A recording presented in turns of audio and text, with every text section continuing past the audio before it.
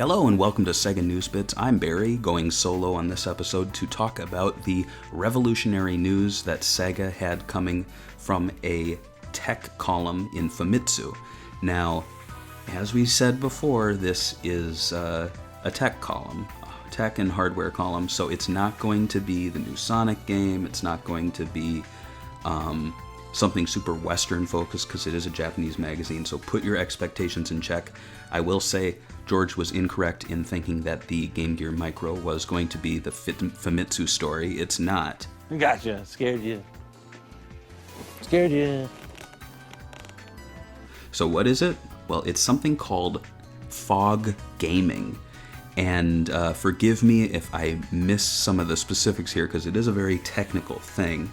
But essentially, the Japanese tech journalist Zenji Nishikawa talked about this in Famitsu magazine.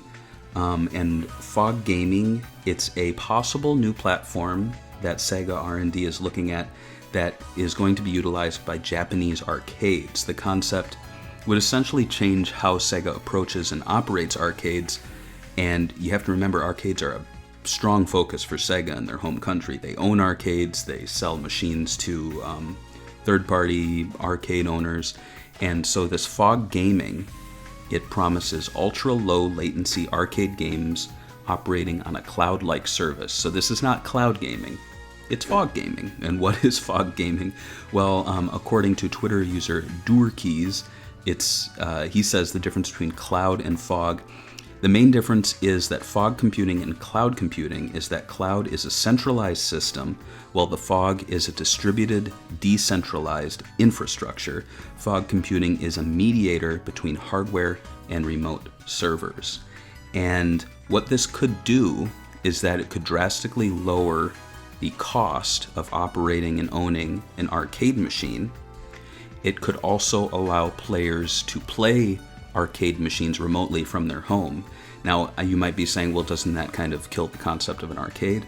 Well, first off, you have to remember that they could restrict this to after hours only. So it's like, oh, once we close at 10 p.m., you can play from 10 p.m. until like 8 a.m. at home and enjoy these games still. And we get some of the money coming in. Some of the money goes to Sega. It might be something like that. The other idea here too is that there are arcade games that are in homes, but people still will go to an arcade and experience them because I've said before, arcades offer a very different experience from either enjoying the cabinet itself to being in the arcade setting to playing socially with other players. But really, if you're a hardcore fan of this, you might be out and about, play the arcade machines, and then you're at home one night, you're like, you know what, I want to play more of that game I really like, and you check it out on the online. So in any case, that's the news that's revolutionary. I've seen some people really saying, that they're disappointed, they're angry. Like, what were you expecting, guys? Come on, it's Japanese news, and it's from a tech column. This is actually pretty cool. I think this is going to keep Sega in the arcade business a lot longer than they may have been had they just continued to rely on, the existing models and the existing way that hardware is utilized. So we should be happy that they're trying to revolutionize it. And, who knows? This might be something we see someday in America. This might be something that allows us to play some arcade machine games from our homes. Who knows, someone might create some sort of cheat sheet so you can log in and try some of these games yourselves.